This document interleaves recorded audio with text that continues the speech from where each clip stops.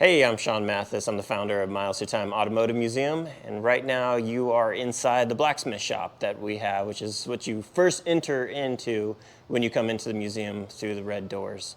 Now, it's not entirely complete yet, but you can get the vibe for this is the beginning stages of what the automobile would become. You know, it's the buggies, the horse and carriage. This is before cars, and it started in the blacksmith shop. And so some of the early cars, they were actually, essentially just a buggy with an engine on it. So that's the whole premise of starting the museum in this era. And then once you come through, you actually go into our first section here. I like to call it the Model T dealership. So you got the black and white checkered floor, and you got some of our beautiful shiny Model Ts. This one here is pretty neat because this is a center door. So the center door is already a pretty rare version of the Model T, but this one's neat because it belongs to two sisters, and it's their dad's original car. And so it makes it a little bit more special to see this car in here. And I think one of the sisters saw it in here for the first time a couple months ago, and then the other sister finally just came in a few weeks ago. So it was neat to finally get them to see it in here. And you can see the springs here. This is an aftermarket add-on that the car did not come originally from the factory on, but that's kind of a neat thing to see that you don't see on all the Model A's or Model T's. Like this one here doesn't have those springs. And this Model T, it's a doctor's coupe. What's cool about this one is there was a couple that were coming through the museum, just like regular visitors, and we wound up talking to them. Turns out this is her dad's original car, and it was just sitting in a storage unit. So the executive director, Truett Phillips, and I, we talked to him. Truett went and got this car with this trailer, brought it here, and then drove it into the museum, just like this. It's immaculate. Then here you can see we built an entire town. So you got the dry goods store, the bank, we got a general store which is over here, which is pretty cool. This entire town was built with reclaimed and recycled materials. So all the wood was actually rough cut wood. We had sawdust piled 4 feet high of just ripping the boards trying to make all this. It was a lot of work, but it's neat because they're all real old windows and just stuff that we had to try to make it all something. This Model T here is currently the oldest car we have on display in the museum, which is a 1915 model, and it's been in a few movies. One of the most recent ones was Sweetland. This is also the only brass car we have at the moment.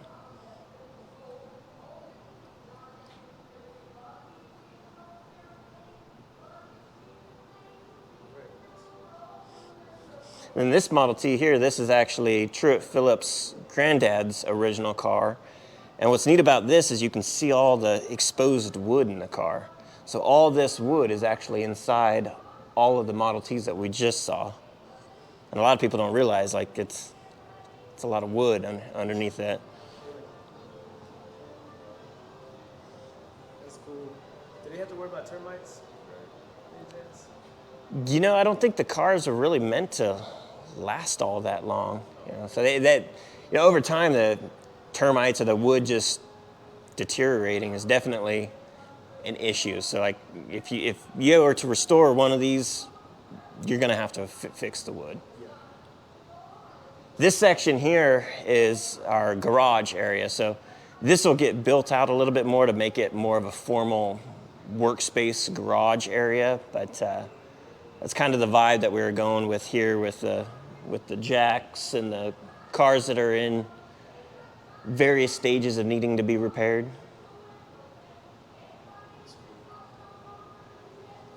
The neat thing about this museum is that you got cars that are, like that are all original and rough, or in some sort of middle of a restoration, to just a good driver quality car to, better than it came out of the factory. So it's a full spectrum of everything you see. Because I get asked, what's a museum car? I mean, is it cool to look at? That's the only requirement. It doesn't have to be, the most perfect vehicle ever. It just needs to be something cool to look at.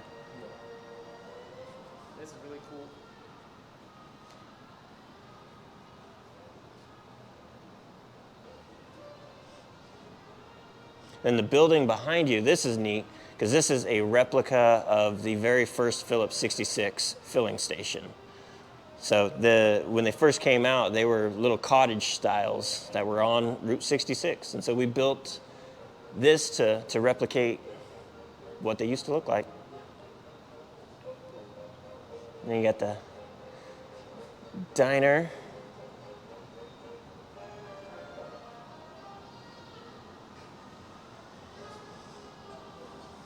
The word is this is an original old Coca-Cola truck, but to track that information down and verify it has been difficult because a lot of them were actually yellow, and this one is red. And we got more than cars in here. We got vintage phones. It's kind of neat because you get some of the younger generation in here that has never seen some of these. The switchboard was donated to us, and this was actually in a car manufacturing facility, which is kind of neat to tie it all together. You got a few more Model A's. The one on either end here, that black one, and the Woody, those are both in the movie The Legend of 5 Mile Cave. The one in the middle here actually belongs to a guy who purchased it, I believe, when he was 11 or 13 or something like that, from his uncle. Rebuilt it, has had it since, and then as you can see, he's celebrated his 50-year anniversary in it and has had multiple kids get married in the car, which is kind of a neat piece of family heirloom that they now have on display for people to see. That's We can go this way here. These cars are cool. This is a all-wood sculpture of a 1908 Maxwell. This is done by Gary Russeth, who is a very skilled artist that has a lot more patience than I do. But the whole thing, I mean, this is what a 1908 Maxwell looks like, including the motor and everything. It takes him about 2 years to build each one of these cars. And he actually, the Oldsmobile Curve Dash down here, that's actually all wood as well. It's just painted. A lot of people don't even realize that that one's all wood. He's got a few more that we're hoping we'll have on display in the future, but for right now we have those two. And then we have the Train. And the Train is a half-scale all-wood version of the General. The General was actually a real train, and the real one is in Kennesaw at the Train Museum. But it was made famous from the Disney movie, The Great Locomotive Chase. And that movie was actually filmed in this county and the county north of us here. So it has kind of a local tie on that. The Train, though, it took him almost 5 years to build the Train. It's pretty intricate. It's pretty cool to check you can see the inside there. Each one of these logs, there's 150 of them. He made each one of these.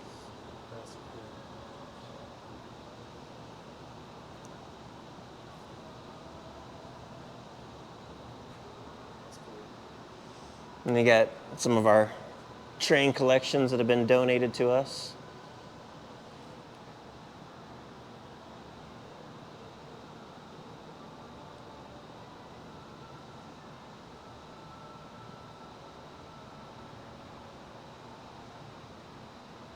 And the collection in here changes quite often. Like we had no muscle cars for a while, and then all of a sudden we got 3 Buick GSs, which are beautiful cars.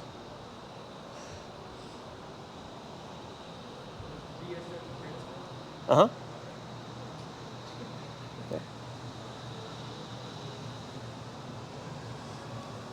You gotta love the front end of the Studebaker Champion here. This was actually his dad's original car as well.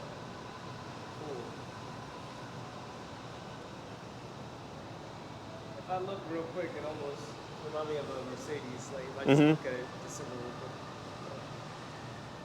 Well, it's got that aircraft design to it. Yeah. This was probably one of my favorite colored cars in here. Like this color pops. Especially there was, for a while there, I mean, we had nothing but black cars for the most part. They were all black Model A's, black Model T's. We had a black 40 Ford. I mean, it was just, I think there was this, and then we had a purple Cadillac. And this car is, I mean, the branding of Miles Through Time is kind of kind of that color, so it resonates with me.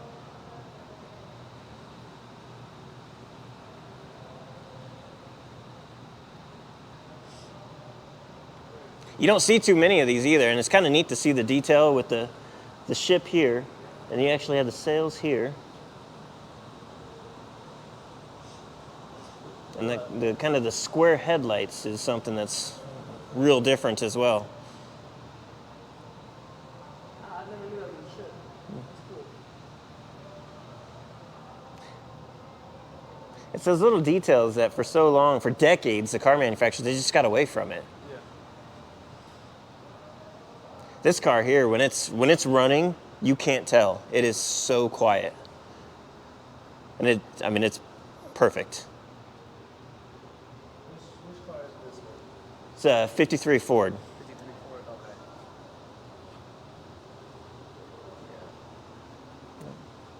Okay. And this is the Tom Ash collection.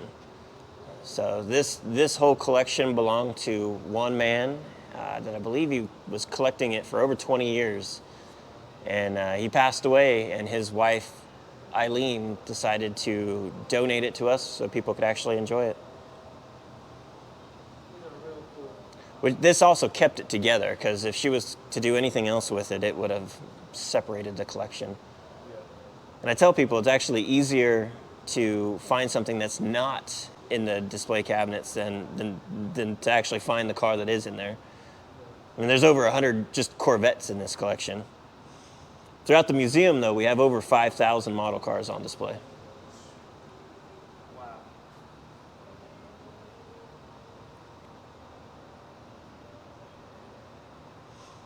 And I haven't verified all of them, but as far as I know, that purple Duesenberg is the most expensive one in there. Did this make it to production in real life? No. No. Okay. It looks nice though. It's not even bad. They have similar cars, but not like that. I mean, that car, that model right there is worth about $1,700. Wow. Wow. The Golden Hawk here, that's the car that we have that donated to the museum that's in the shop right now getting painted. It looks just like that. Nice. Ooh, I didn't even see that. That's a Buick Grand National. Yep. Yeah, that's one of my favorite muscle cars. We had an Oldsmobile Cutlass that looked very similar to that in here for a while. It had 9,000 miles on it. Wow.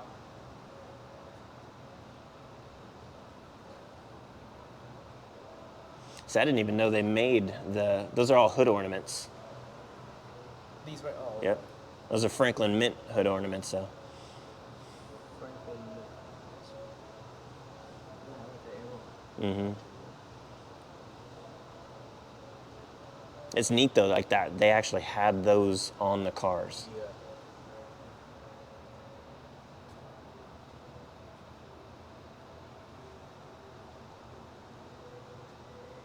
It's too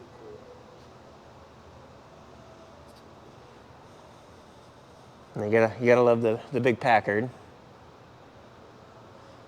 The Corvette here, this is a 72 Corvette Stingray, and the original owner still owns this car. This is completely unrestored, one owner car that he stores in here and still drives every once in a while.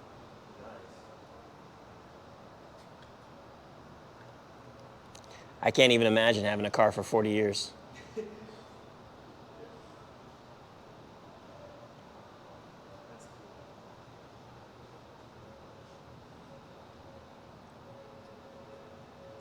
And actually, there's a vintage camera exhibit there too. All those vintage cameras got donated to us. So that collection's actually going to expand. Okay. And then the vintage music players. This car here is pretty neat and special. This is a 1935 Mathis EMY 4S. It's the only one in the country. So this car was actually purchased from the original owner in 1957 in the French Alps. And he was using it as a tractor at the time. And the guy that purchased it, he bought it from him, and then he used it to drive on and off base up until 1959, when he then had the car shipped over to the States and has had it ever since. He's restored it over time. This is actually a rattle can paint job that he did a few decades ago. Wow. And I actually, I raised funds specifically for the museum to purchase this car. So this car does belong to the museum now. And it looks very similar to a Ford, but it's all metric. So nothing Ford would actually fit on it. Okay. How fast would you see this car get up to? It's going to probably top out around 45, 50 miles an hour. Yeah, it's no speed rocket. But it's cool looking. It is cool. And then it's actually my last name. So once I found out that Mathis made a car, I sought out to try to find one, and I could not. And I only knew of one other one, which was at the Tampa Bay Automobile Museum. They have a 3-wheel concept Mathis. And so I was actually at a concours show, judging the show, and that museum showed up. And so I started talking to them about their Mathis. And they're like, well, actually, this guy just mailed us, like snail mail, a packet of his Mathis trying to sell it to us, and we don't want it. And they sent it to me. And I wound up reaching out to the guy, going down, seeing it, and eventually brought it back up here so people can actually see it now. I was afraid it was going to go back over to Europe, and the guy that owned it was afraid someone was going to hot rod it. Oh, okay. It was meant to be. And then this car here is pretty cool. This was actually donated to us by the Peterson Museum out in LA. And what's neat about this car is there is a Netflix show where I think it's Rust to Riches. I think it was season 3, the finale. He built some car and he was donating it to the Peterson Museum. And he's standing in the Peterson Museum getting interviewed about the car he just built and donated to him. And he's standing in front of this car at the Peterson Museum as I know it's in this crate en route to the museum. It was crazy, man, just to watch that. That is crazy. That's cool. I have every intention of driving it too. Peterson Museum never drove it, but that's a go-kart. It needs to be driven. Yes. The AMXs are pretty sweet. These are both original cars, unrestored. Is AMX their own company? Mm-hmm. Okay. Look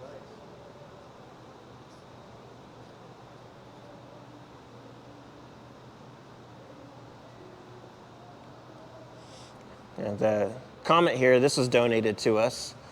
This is kind of a neat car because the lady that owned it, her dad purchased this for her as her first car when he worked at a dealership as the mechanic. And so somebody had bought the car new at his dealership, and her dad was the only guy that ever serviced this car for the first couple of years that he owned it. And then he came to trade it in and was able to purchase the car for her. And so the only 2 people that have ever touched it were her dad and her brother, and now it's here. That's cool. Like all the being around all this history. And the neat thing is like when you come and visit, there's signs with everything. So not only are you able to see the cars, but you could actually read the backstory on all of them. And if there is an actual story, I tried to focus on that. You can look up stats. So, I mean, that's not really the point in here. Like this car here, this was his granddad's car. This car was just sitting in a basement. It's a Galaxy. Yep. Nice. I like Galaxies. Wow. Yeah, I like these cars. Oh, Yeah. and they have. That's right. They got 2-door Galaxies too, right? Uh-huh. That's the yeah. I like it. That's so nice. Yeah, they're big cars. Yeah. I remember I saw a purple Galaxy on the road like some years back. That thing was so gorgeous. Yeah. Oh yeah. This car here, this is a funky looking car, but I love it. This was originally an Air Force vehicle. So you can see there's no back seats. This is a Suburban. I mean, look how funky this gauge cluster is.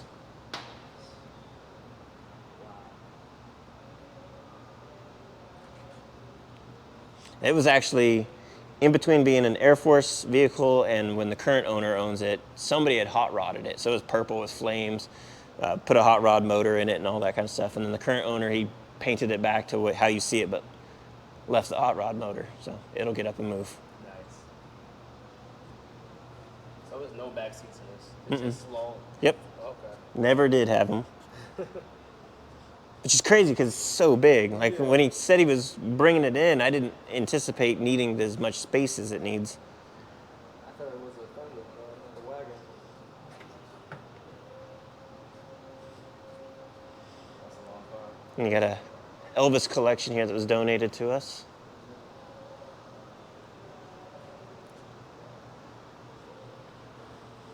What's crazy is almost every single one of those are filled with liquor. For real? Yeah, Oh, wow. I didn't know it until I was putting them in there. I was like, wow, they all got liquid in them.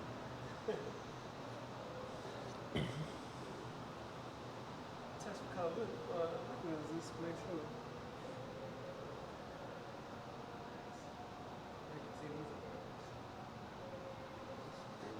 Have you ever had an SL Gullwing in here? No, that'd be awesome though. That'd be a high dollar car. Yeah. This cabinet and then that skinny cabinet over there, these were both donated by Pat and Don Hancock in 2018. This is the first collection ever donated to the museum. Nice. That's cool.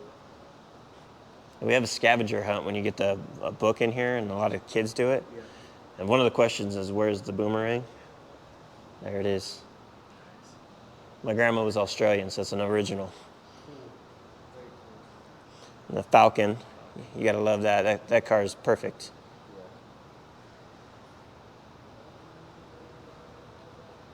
Like the Falcon's in Forrest Gump, right? I think so. One of the scenes. Might have been. That's nice. Very cool. You got the Pinto car over there. There's not much Pinto left on it. You got a Ford Econovan roof on it, and Ford Fairline fenders on it, 41 Ford headlights.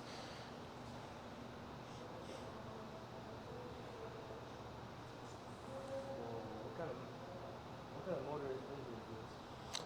That's a big one. I think it's a 427. Wow, that's nice. Yeah, this car will go completely vertical. Yeah, it means business. And you got the NASCAR diecast collection. This is the John Lee's collection. So he donated this to the museum, and luckily he's still alive and actually comes in here and gets to enjoy it still.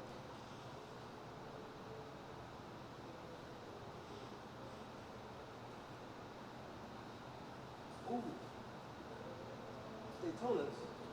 Yep. And that's all part of the John Lee's collection as well. Oh, okay. Yeah, I think those look so beautiful too, that big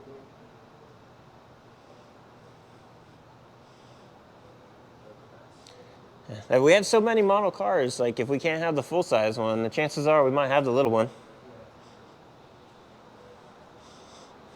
We got one of Bill Elliott's NASCARs here that was donated to us. A guy had this shipped up from Florida, was sitting in a McDonald's in Florida.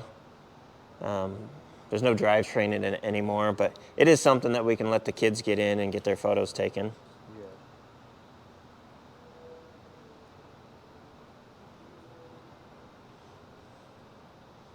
The trick's getting out, not in.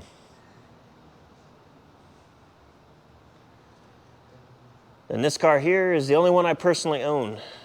So this is the car that started the entire museum, which is my pop's 1959 Cadillac Coupe de Ville. So this car I had never seen outside my grandpa's shop until it was delivered to me. And then it led me to thinking of this concept where I could store my car in a place where people could enjoy it, but I could still drive it when I wanted to. And that was pretty much the whole premise of all this. And then it became a movie star. It was in When We Last Spoke. This car is pretty neat though, because it actually holds the record for the highest production fin. So a lot of the cars from this era had huge fins, but this is the pinnacle of it. And 59 is the only one that looks like this. In 60, they got rid of the bullet taillights and then lowered the fin and Frenched the taillight into the chrome. And then 61, they completely changed it again. And this is cool too. Like, they don't do this kind of stuff anymore. That's where you put the gas in. Oh wow, that's cool. Just like some James Bond stuff. Yeah. I mean, now they just put a door on the side of the car and it's all ugly. But Yeah. they actually, all kinds of design cues from that. Did not know that. That is really cool. You got, this is, I believe the Austin Healey is our most recent car to come in here. It's only been in here for a couple weeks. A cool little British car. It always looks like it's smiling.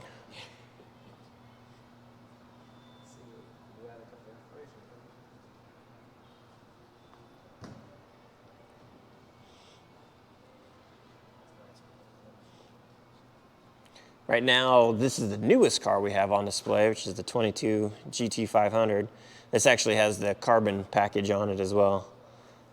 And that makes it so that each one of those wheels is 13 pounds. Wow.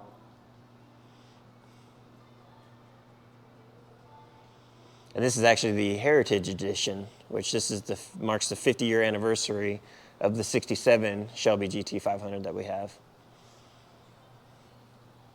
Have you driven this one? Not on the road. This is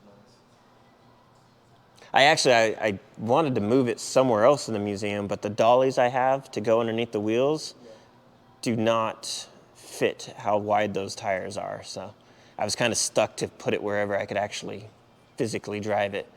Because all the other cars, I'll pop them under dollies, and then I can spin them on a dime and maneuver them anywhere I need to. But when the wheels get super big like that, I can't do it.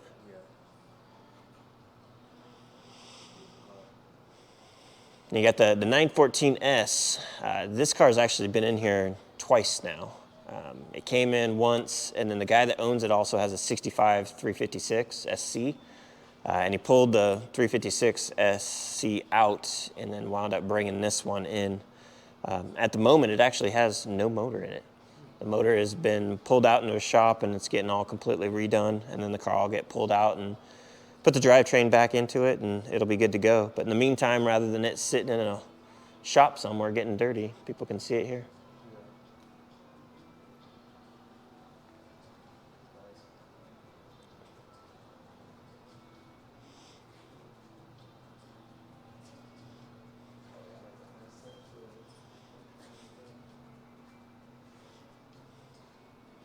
You gotta love the Barstool Rocket. What's the story on this one? It's literally a couple bar stools with a motor. That's fun. Yeah. That's fun. It doesn't have to make sense. Yeah.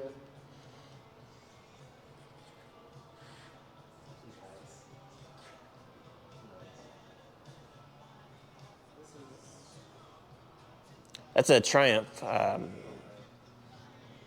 Daytona 500. That I've gotten to ride. So that's a pretty cool bike.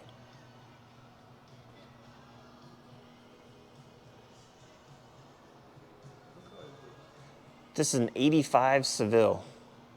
This was, believe it or not, this is his dad's original car. This is a perfect example of an 85 Seville.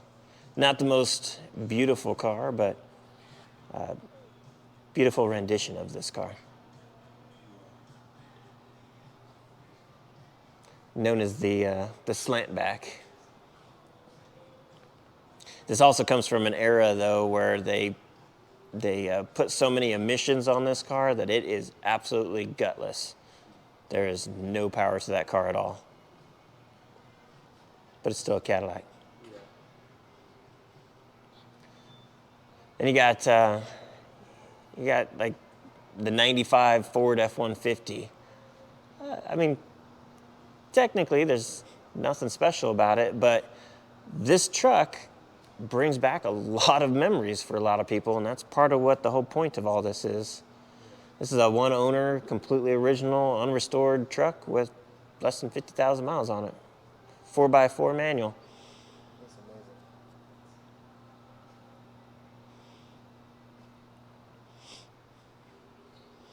And you got the Scout here. This is probably the nicest Scout I've ever seen in person that's original. That's like a brand new vehicle. This one is actually the one that most people would actually want to buy. Okay. It looks similar to like an old Jeep. Yeah, and the Bronco, and Yeah. these were actually, nobody wanted these for a long time. Yeah. Now they're one of the most popular 4x4s out there. Nice. Did this come out around the time the Jeep was out too? Mm-hmm. Okay. Yeah, this one's a 73. It's American. Mm-hmm.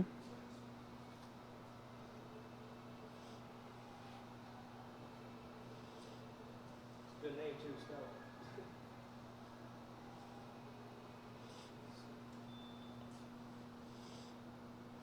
And the concept car here, this is a 1994 Ford Arioso. So this was from a time when Ford owned Ghia, and Ghia's design studio actually created this car as a four-seater sports car design study. So they never intended to actually build this car, just to study it, and it did its rounds on the new car show circuit, and then got warehoused. And this car was donated to us last year. And it's the only one in the world. So if you see anything about a Ford Ghia Arioso, it's this car. The first responder badge is over there. That's a pretty neat exhibit in here as well. Some of those badges are over 100 years old. Wow. Some of them are from Ground Zero in New York, a lot of Boston badges, a lot of fire, EMS. Wow. There's a lot of emotions in this place. Mm-hmm. Yeah, we tried to go more of a car and history museum, not just a bunch of cars. Hey, feel a lot of gratitude. It's cool. You got the Jeep here. They bought that new, so that's a one owner, all original unrestored Jeep as well.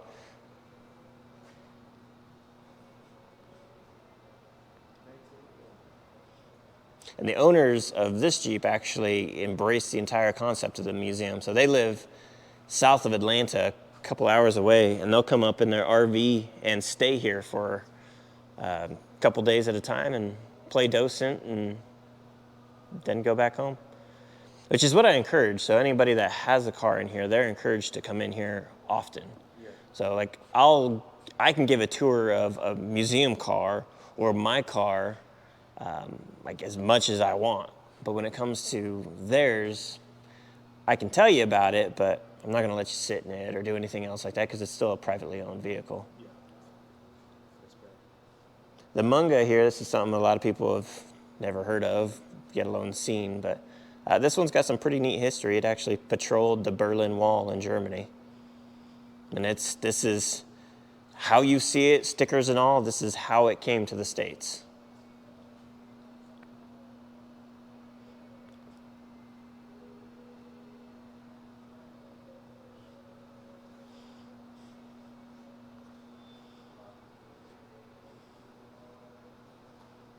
And it looks like an Audi logo, but this actually predates Audi using it, so that became the Audi logo. Okay.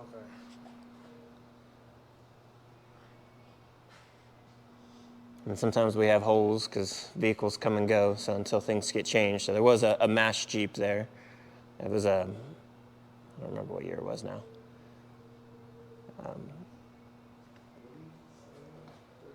This looks similar to a Jeep as well.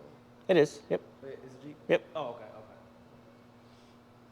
okay. At one point, we had every generation of Jeep Willys the military ever used on display. But again, that tells you how fast it changes. So easy come, easy go. Yeah. This reminds me of that TV show MASH. Yeah. This one's a little bit older. Oh, okay.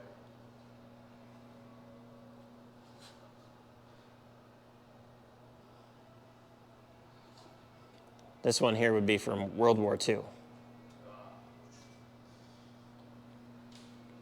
And the airplane here, this was actually donated to the museum.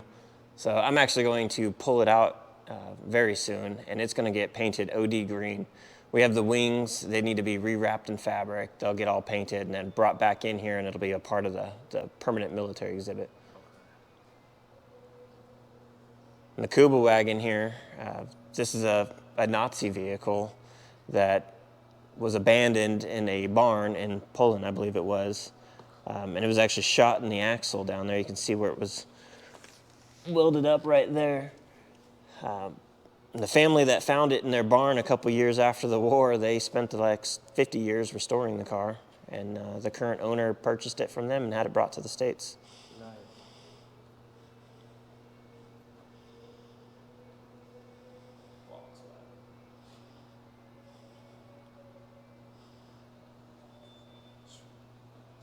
Stories. Mm-hmm. Stories.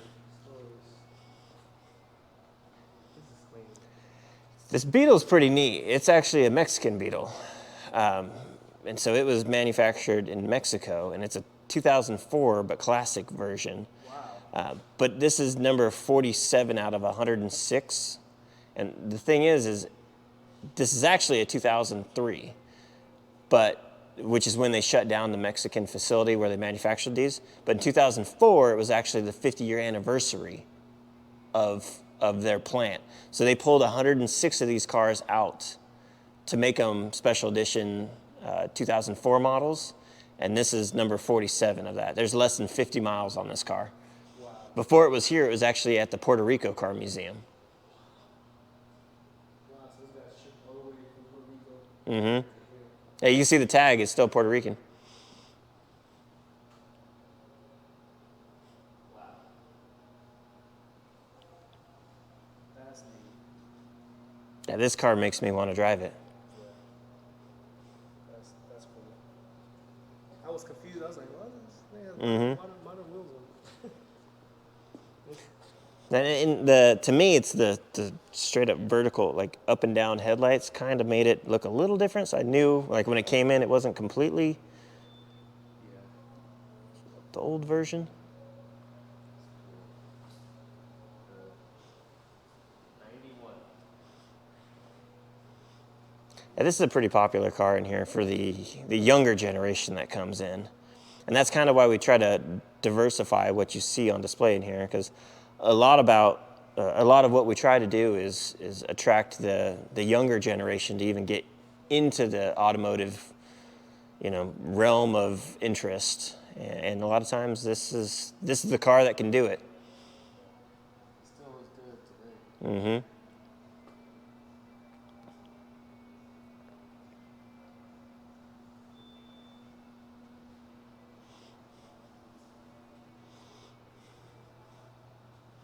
This Miata, I don't care what Miata it is, but it's a new, either NB, NA, or ND. I like the whole Miata. Ah. I still just can't believe how old this car is. It just doesn't look that old to me. Yeah. Kept it in good condition. Mm-hmm. Yeah, that was her dad's original car. So she's got it in here for people to be able to see it, but she'll pull it back out and enjoy it. Yeah. Nice. This car here, this was her dad's car before he passed away. And he loved this thing. You can see how much he's modified it heavily.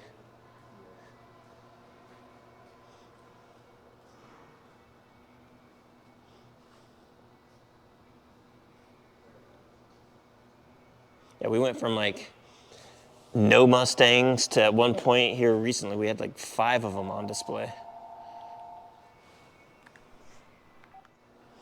So right now this is probably the most historically significant car we have on display in the museum. As you can see here in the commercials, this is that actual car. So this is Carroll Shelby's actual car. This is the car his wife drove, which it being a 67 Shelby GT500 is special enough, but the fact that it was actually his makes it that much more special. Yeah, that's one of my favorite cars on display in here. Makes me want to cry a little bit. Yeah. Just like knowing that with this car. That's cool. Here's the joiner.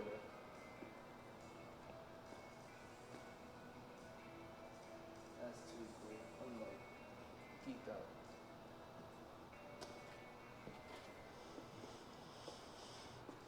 Is this a 2005? I believe so. Yeah, this one we kept the hood open just so that people realize this is a what you call a sleeper. Yeah. This car sounds super mean. Nice. Yeah, the engine looks like a million business. I don't know everything that's on there, but it looks like it's ready to eat somebody. Yeah, it'll move. And there's a lot of people that like the Carmagia. That's a neat little V-dub.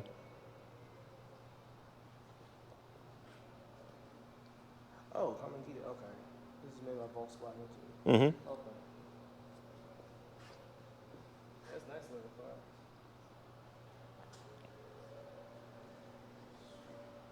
It's sleek. Yeah. And you got our tiniest car on display right now. It's a 71 Fiat 500. That's cool. They really didn't drift too far from the design today. No, it's just a little bigger. Yeah.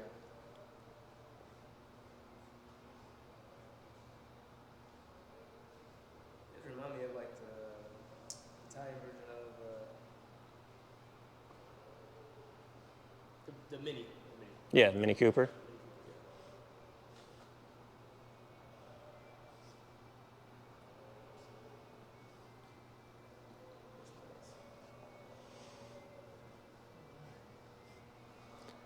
And so when you come into the museum, I tell everybody you gotta go. They get their tickets at the front counter, and that's like you're going to go through the red doors, and then I gotta tell them you're gonna go all the way on the opposite side, and you're gonna exit out at right now it's the rally cars, but the two cars that are here changed. So it's been the Corvettes, the Porsches, the Mustangs were there, and now it's the rally cars. So and these two are pretty neat because that Lancia is the most successful rally car ever. And then decades later, the Mitsubishi Evo came out, and it pretty much utilized everything that the Lancia had done. His engine layout, the four-wheel drive system, it's all in this car decades later. Tells you how good it was. Yeah. 2006. Nice. Yeah, it's pretty. Oh, it's deep. Oh, it's dark blue. I thought it was black. It's Like a dark blue. it's black. It's black. Yep. Okay. Okay. I like it. Mm-hmm. It's pretty. I'm glad the owner didn't do too much on the inside. Yeah. It's clean. It's just a little fun car.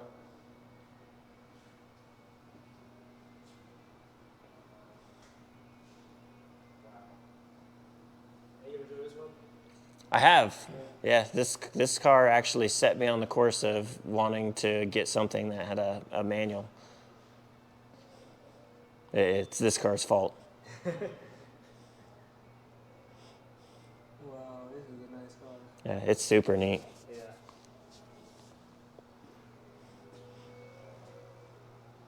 Yeah, this is a straight up 80s car. I mean,